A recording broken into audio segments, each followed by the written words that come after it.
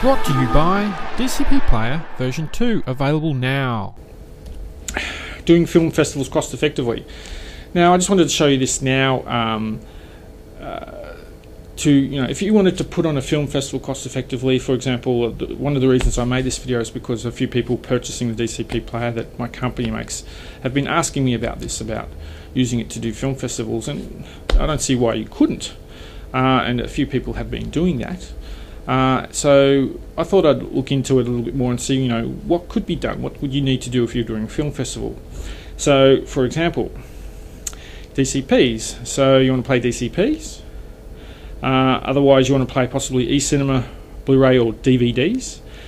If you're going to get tapes, you may want to convert those tapes to an eCinema file format, or Blu-ray. It's probably a little bit more expensive, but a format because it's easier to maintain, etc.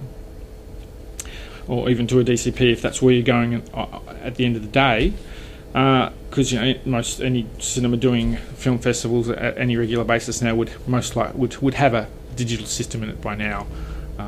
So if you can get everything to DCP, of course that's the thing. But if you can't afford to go if you wanted to do a small film festival in a hall or something like that, you can grab a projector. This is what I've got this demonstration for here. Projector. A laptop, in this case a PC, not a Mac, because Macs have limitations in terms of, we'll discuss in a minute. But you want to get something cost effective, so a good i7, cost effective i7 laptop's under $1,000, considerably cheaper than a Mac, and we're buying it for this purpose. Also, Blu-ray drive, of course, comes in that, which you cannot get into in a Mac, and even the new Macs don't have any optical drives at all. So you've got your optical drive for your Blu-ray and your DVD. You've got DCP Player, so you can play back your DCPs and SMPTE DCPs. And you've got your VLC, which I recommend to play back any of your eCinema file formats. So basically you've got all your bases covered there, so you can go off and do a quick little film festival if you like, and basically take everything from the highest quality files, DCPs, to anything in the middle. So I'll quickly do a demonstration of that now, and I'll put some content on the screen here and show you it playing a few different things. The first quick demonstration is my little i7 laptop here. It cost me under $1,000 with Blu-ray player and everything, so basically it does everything. Playing the Avatar DCP trailer in 3D. So I'll just kick it off. Play. Go full screen. It is 3D, and it is using the blue and red glasses. And strangely enough, even though I'm projecting it on this wall that's not actually white, it actually works. I can actually see the 3D quite well. So there you go. There's one of the first and probably the most difficult files you could possibly play, and there's a very cost-effective solution for you. All you need is a player and a laptop projector and some sort of sound system to plug it into to do the audio. So yeah, it looks really good. 3D looks quite good on the screen there. So next we'll do the next demo. Here we are running VLC.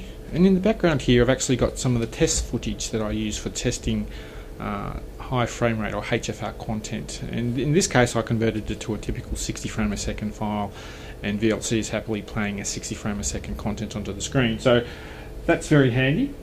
And anyway, we'll just get rid of that because it's a test file that was part of the James Cameron demo, just very quickly, of a fighting sequence.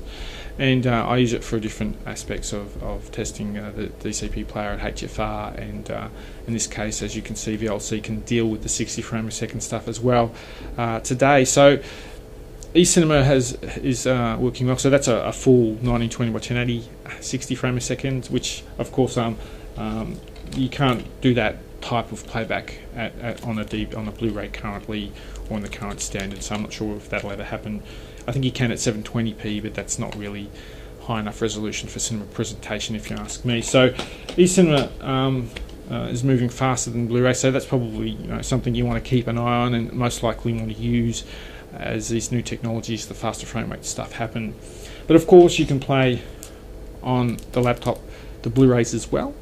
So you might commonly, if you're doing a cost-effective film festival, it's probably a common file you're going to, or file format you get, or method of playing content, because most people who are making a film most likely will always produce a Blu-ray for promotional purposes, and they'll need that anyway, so they can just send that for the film as well. But those who are interested more in quality and other aspects and technical issues, there's other reasons. So keep that in mind. So that's a very cost-effective way for doing a film festival.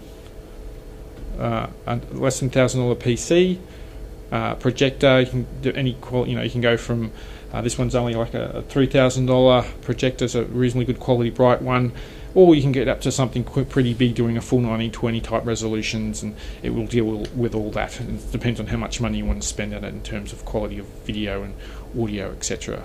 You just have to plug the little laptop into it and off you go. But anyway, so we'll move on to the next stage, and we'll talk about what you need to know if you're running a film festival or sending to a film festival. So let's get into that.